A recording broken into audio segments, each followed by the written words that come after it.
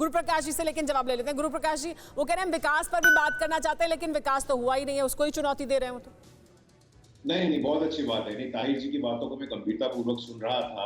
आपने जिस शिद्दत से संविधान का नाम लिया तो संविधान के मूल्यों का पालन भी करिए।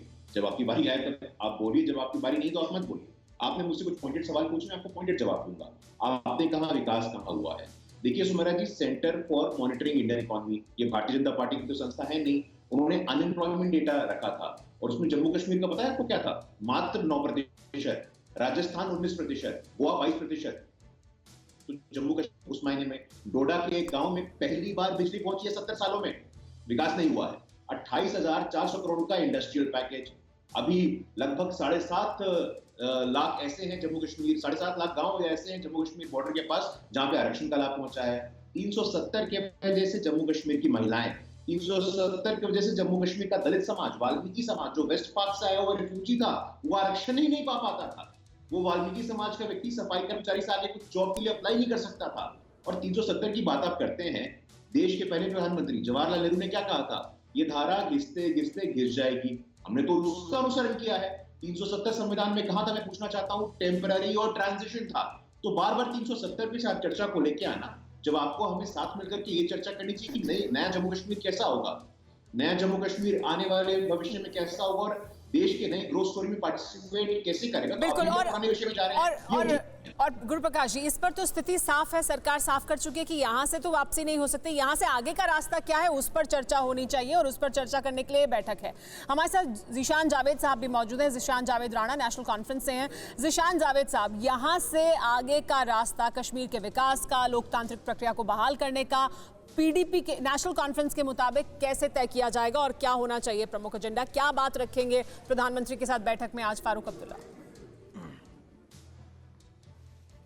देखिए, सबसे पहले तो मैं ये कहूँ कि एट लास्ट 2 सालों के बाद मरकज़ी सरकार को, सेंट्रल गवर्नमेंट को ये इस बात का इल्म हो गया कि जम्मू कश्मीर की जो मेन स्ट्रीम पॉलिटिकल पार्टीज़ हैं, चाहे वो नेशनल कॉन्फ्रेंस है या फिर पीडीपी हैं या बाकी अन्य जितनी भी हमारी तंजीमें हैं जम्मू कश्मीर के अंदर, उनसे बातचीत किए बिना कोई भी रास्ता, कोई भी हल नहीं निकल सकता है।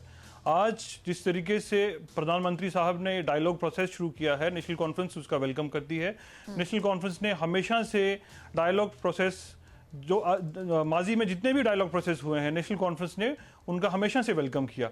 मगर मैं आपको ये बात आपको स्पष्ट कर देना चाहता हूँ आपके चैनल से पूरे देश को और ख़ासकर इस सरकार को कि नेशनल कॉन्फ्रेंस कोई भी ऐसा फैसला नेशनल कॉन्फ्रेंस को मंजूर नहीं होगा जब हम 5 अगस्त 2019 में जो हुआ तब तक हम उस पर बात नहीं करेंगे, हम अपना कदम आगे नहीं बढ़ाएंगे। हम आज भी उसी मुकाम पे खड़े हैं। हम चाहते हैं कि जो जिस तरीके से अनडेमोक्रेटिक तरीके से एक अनकॉन्स्टिट्यूशनली इस हमारे एक स्पेशल स्टेटस को हटाया गया, आर्टिकल 370 को हटाया गया, 35A को हटाया गया, वो एक अनडेमोक्रेटिक प्रोसेस था, एक अनकॉन्स्टिट्यूशनल प्रोसेस था और वो नहीं होना चाहिए था। जिस तरीके से 4 अगस्त को पूरे जम्मू कश्मीर को एक जेल बना दिया गया, इसमें तो किसी को कोई गुरेज नहीं है। तो मतलब इसमें ये तो आपको भी इस बात का इल्म है कि किस तरीके से जम्मू कश्मीर को जेल बनाया गया और हम उसके आगे नहीं बढ़ेंगे।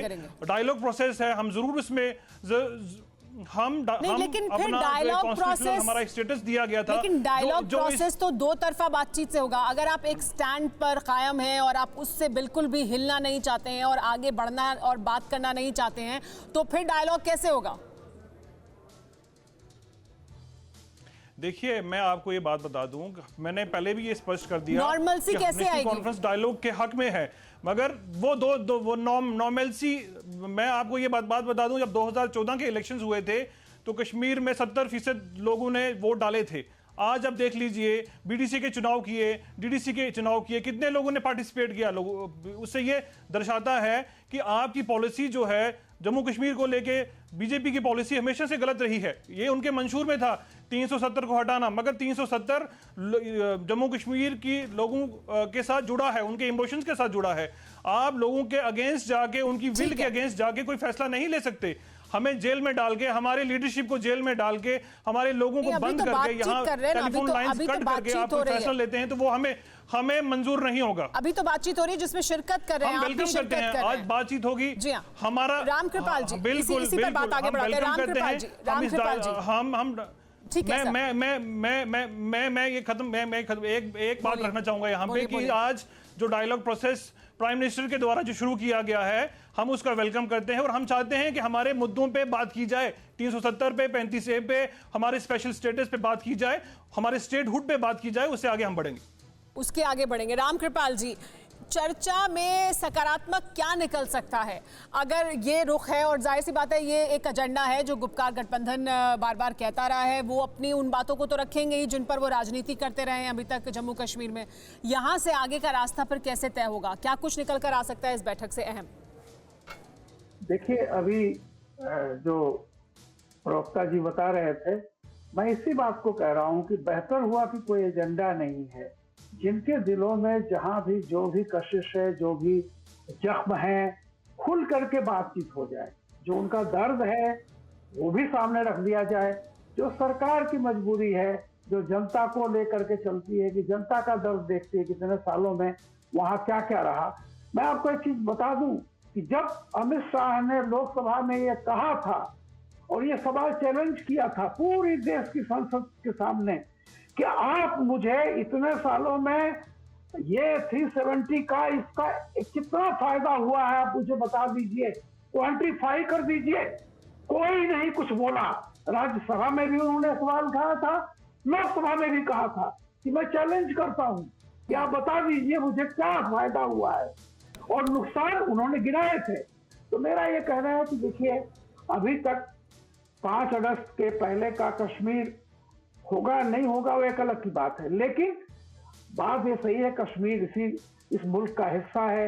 हमारे जो भाई लोग कहते हैं नेशनल कॉन्फ्रेंस या PWP, ये वहाँ की पॉलिटिकल पार्टीज है, इस बात को तो मानना पड़ेगा। बाकी होगा जो लोग हैं, जो भी आगे का रास्ता होगा जी, वो बातचीत से ही निकलेगा।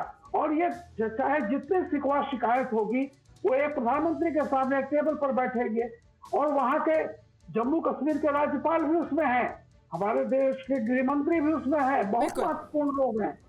तो कम से कम सारी चीजें आमने सामने होंगी, किसका क्या गिला है और उसके क्या रास्ते निकलते हैं।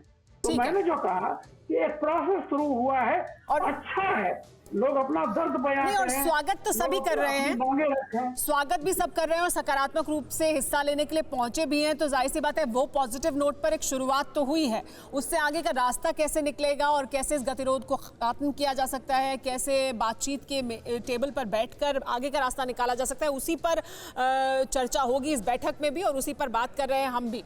लेकिन गुरु प्रकाश जी, क्या आगे लोकतांत्रिक प्रक्रिया को बहाल करना, क्योंकि वो एक सबसे बड़ी चुनौती है और उसी का रास्ता आगे निकालना है, तो क्या यही सबसे प्रमुख मुद्दा है इस बैठक में भी? जो प्रमुख मुद्दा होगा कि कैसे चुनाव कराए जाएं, कैसे उसका रोड मैप तैयार किया जाए और कैसे जो गतिरोध है राजनीतिक तौर पर उसे खत्म किया जाए? सुमेरा जी, बहुत ही उम्दा सवाल पूछा है आपने। मेरे सामने आज का अखबार है इंडियन एक्सप्रेस, और ये पहले पन्ने का रिपोर्ट है, EC in talks with J&K district chiefs, PM's meeting today. ये बैठक आज होनी है, लेकिन कल से ही चुनाव आयोग वहां पे जम्मू कश्मीर में डिस्ट्रिक्ट कमिश्नर के साथ बैठक कर रहा है कि भाई परिसीमन कैसा होगा, सेंसस कितना है, आंकड़े क्या है। तो निश्चित रूप से देखिए, इसकी शुरुआत कब हुई थी? अगर आप स्टेज वाइज देखिए, चरणबद्ध तरीके से देखिए, तो DDC के चुनाव होते हैं। अभी हमारे भाई बैठे हैं, कह रहे थे कि लोग निकल के नहीं आए थे, आंकड़े तो कुछ और कहते हैं। तो पोर में, जो कि हम लोग जानते थे कि हॉटबेड है सेपरेटिस्ट फोर्सेस का, 24% पोलिंग हुई थी। और ये मैं नहीं बोल रहा हूँ, ये आंकड़े बोल रहे हैं भाई, जरा आंकड़े देख लीजिएगा आप लोग। बड़गाम में 42% वोटिंग हुई थी। तो जब लोग बाहर निकल के आ रहे हैं, आप जब बात करते हैं कश्मीर की आवाम, तो कश्मीर की आवाम कुछ परिवारों तक तो सीमित नहीं है, कुछ दलों तक तो सीमित नहीं है। ना मैं क्लेम कर सकता हूँ, ना आप क्लेम कर सकते हैं। ये आवाम यही जो बाहर निकल के वोट देती है लगातार, हो चाहे लोकसभा चुनाव हो, विधानसभा चुनाव हो, DDC के चुनाव हो, लद्दाख में हिल काउंसिल का चुनाव हो। सुमेरा जी, ये सभी लोकतांत्रिक प्रक्रिया के स्टेजेस हैं और मतलब ये एक अहम मुद्दा है इस बैठक का भी, इस बैठक का भी एक अहम मुद्दा है और इस पर रास्ता निकालने की कोशिश होगी। परवाह देश की, सोमवार से शुक्रवार रात 10 बजे TV9 भारतवर्ष पर।